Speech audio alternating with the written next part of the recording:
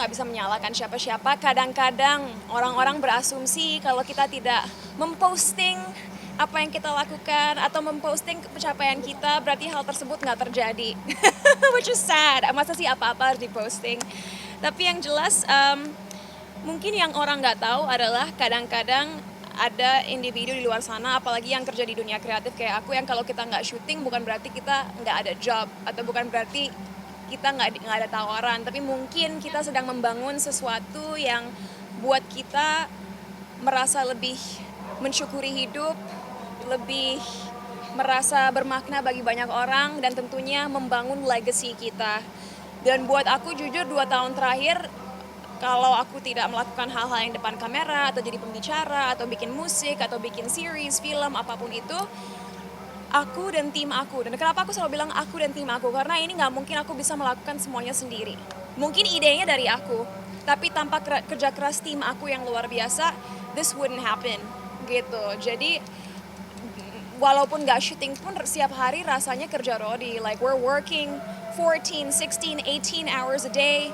Bahkan mungkin teman-teman sempat nge-stalking social media aku minggu lalu saat ke Maluku. Itu ada satu hari di mana aku tidur Senin malam, baru lihat kasur lagi Rabu malam.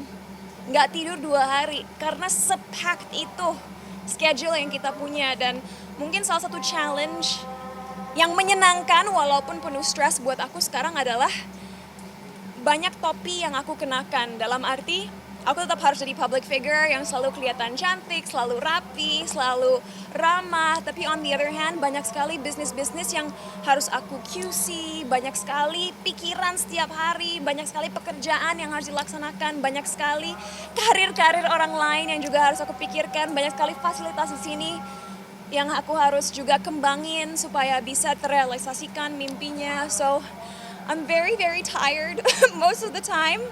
Dan mungkin bagi teman-teman media yang kenal aku juga, kalau dibandingin tahun lalu dan tahun ini, aku turun 5 kilo bukan karena workout guys, bukan karena healthy lifestyle, karena capek dan stres, tapi capek dan stres yang positif. Capek dan stres yang menurut aku sangat-sangat worth it. Dan lagi-lagi tadi malam saat aku tidur, aku bersyukur banget memiliki tim yang aku miliki. Karena memang tadi ada teman media yang ngomong aku orangnya pasti picky, aku pasti orangnya pilih-pilih. Memang benar. Dan aku rasa orang-orang yang bekerja di perusahaan aku juga salah satu yang terbaik di kota ini, mungkin di negara ini. Yang cara berpikirnya kritis, yang kerjanya rapih, organized, tertata, dan benar-benar menunjukkan potensi anak muda Indonesia yang sebenarnya sangat ada di negara kita. Tapi sayangnya yang jadi hype, yang jadi viral, yang banyak viewsnya, lagi-lagi kadang-kadang nggak selalu yang mendidik atau membangun. And that's fine, kita nggak bisa maksa orang nonton konten kita. Tapi aku percaya dengan konsistensi, dengan usaha keras aku dan tim untuk menyajikan konten-konten yang baik dan positif bagi masyarakat, walaupun mungkin komunitas kita nggak sebesar komunitas-komunitas yang mungkin lebih mengarah ke humor, kita tetap berdampak pada orang-orang yang ingin belajar dan ingin berkembang. And buat aku, makanya dalam segala bisnis yang aku lakukan, aku nggak ngejar viral, aku nggak ngejar views, aku nggak ngejar orang tahu atau enggak.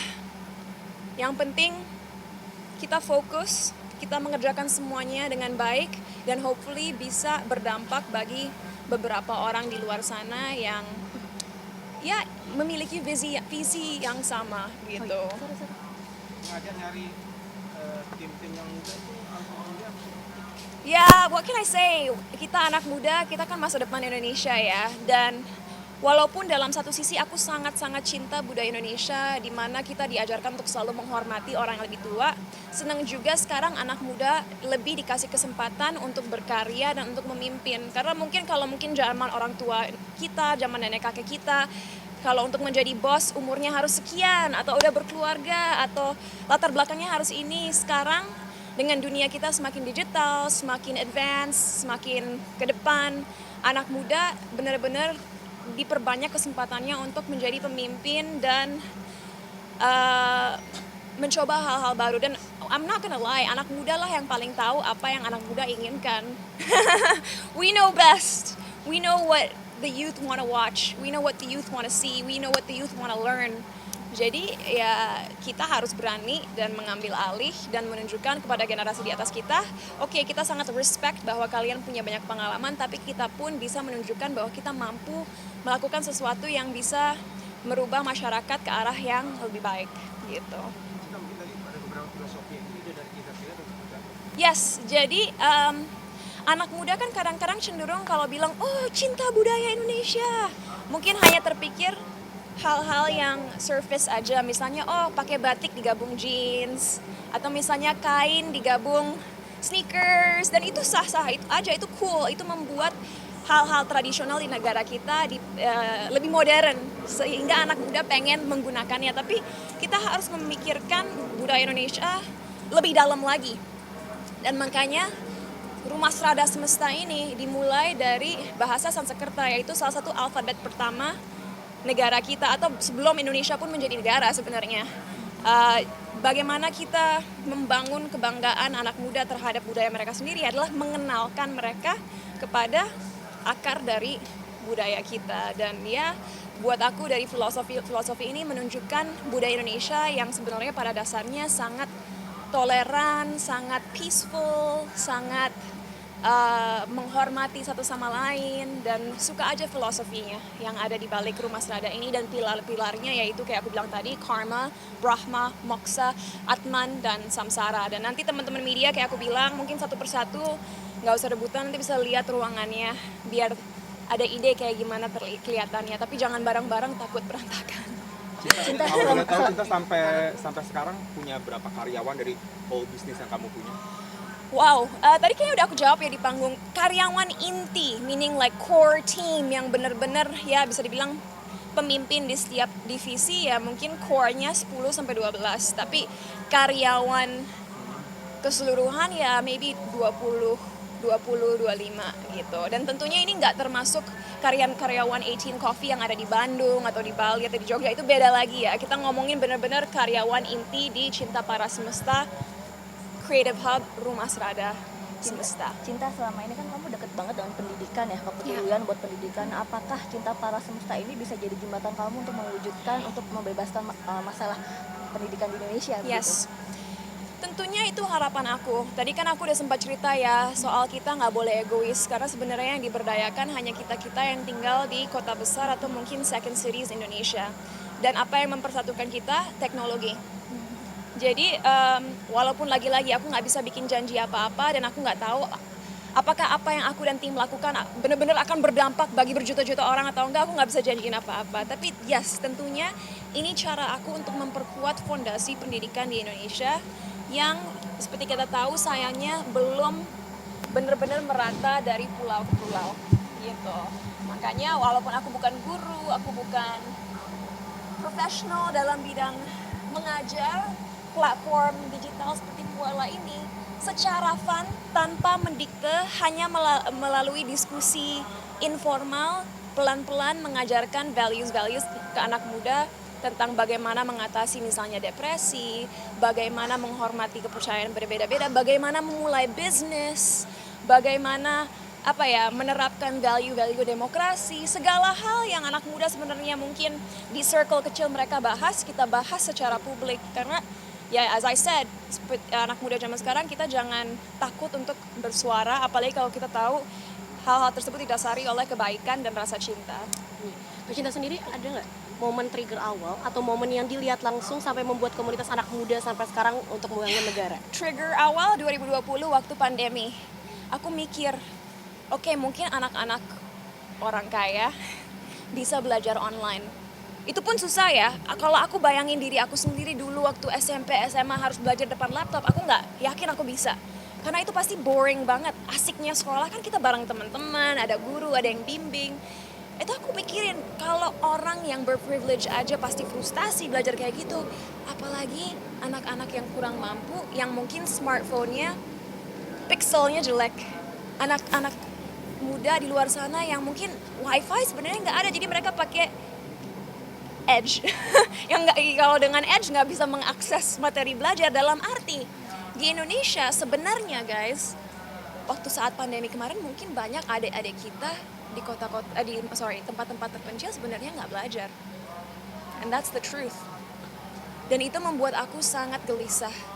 Aku berpikir kepada diri aku sendiri, oh my god, kalau selama 2 tahun, 3 tahun, adik-adik kita di luar sana sebenarnya nggak sekolah dengan benar, what's gonna happen to Indonesia 10 tahun lagi, 20 tahun lagi.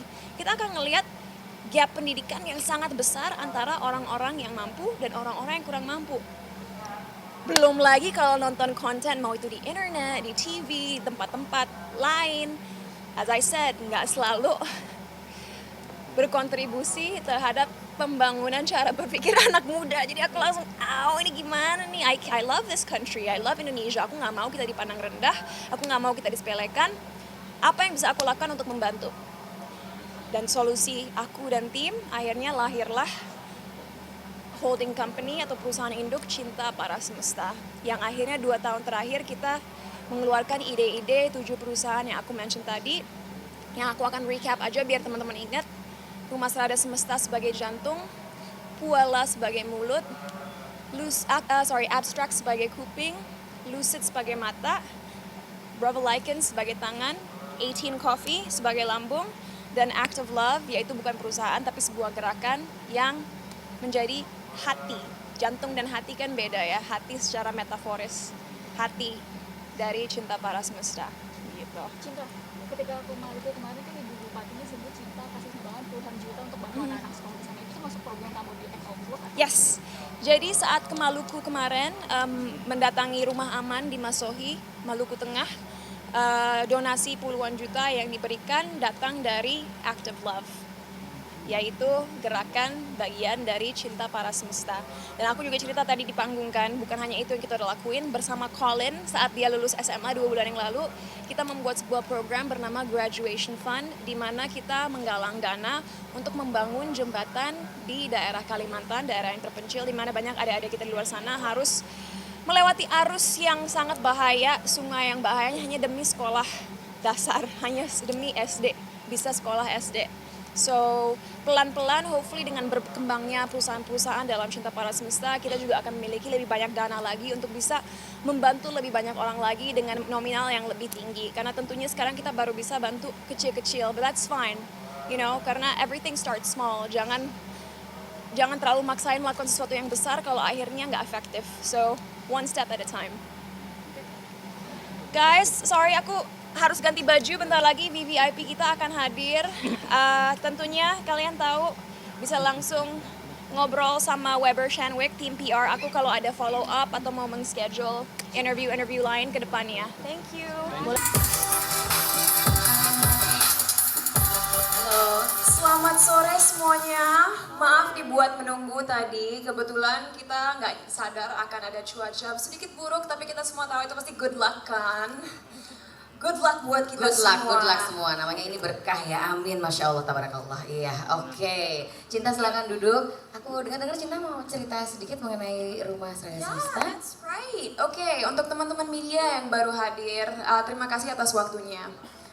Mungkin banyak teman-teman media yang hari hadir mikir, Cinta kan aktris, Cinta kan penyanyi.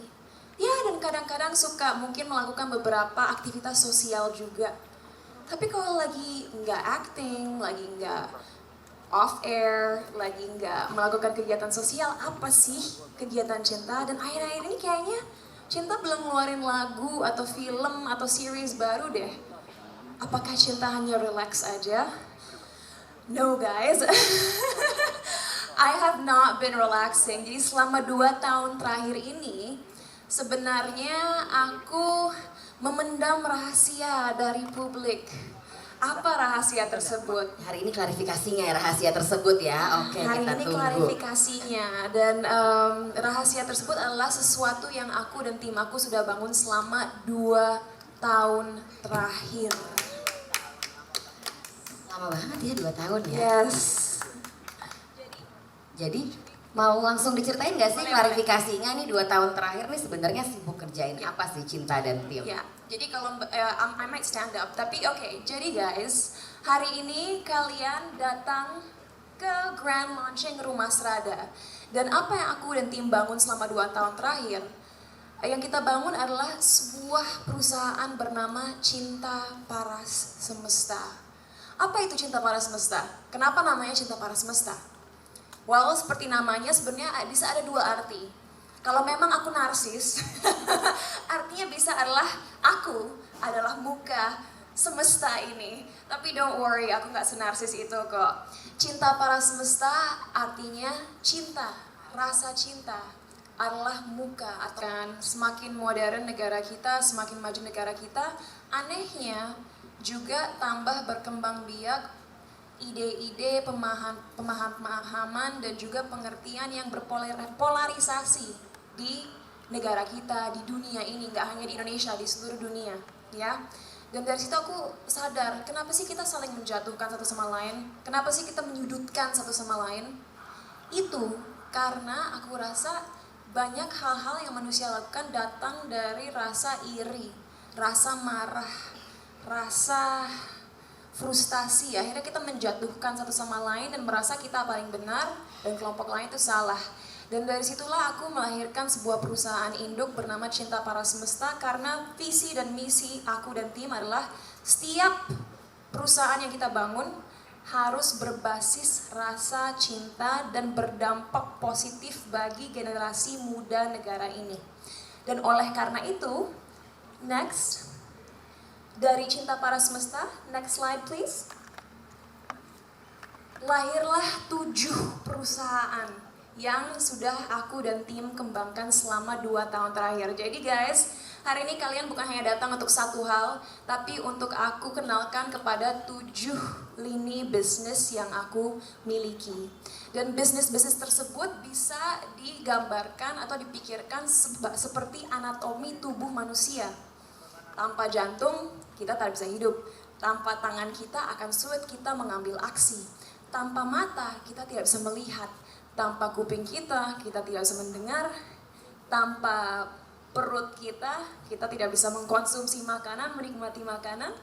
Dan tentunya tanpa rasa cinta atau hati, kita tidak akan sungguh-sungguh mengerjakan segala sesuatu.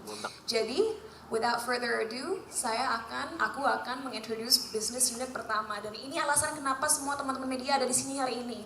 Untuk grand launching Rumah Serada yang direpresentasikan oleh jantung manusia. Next.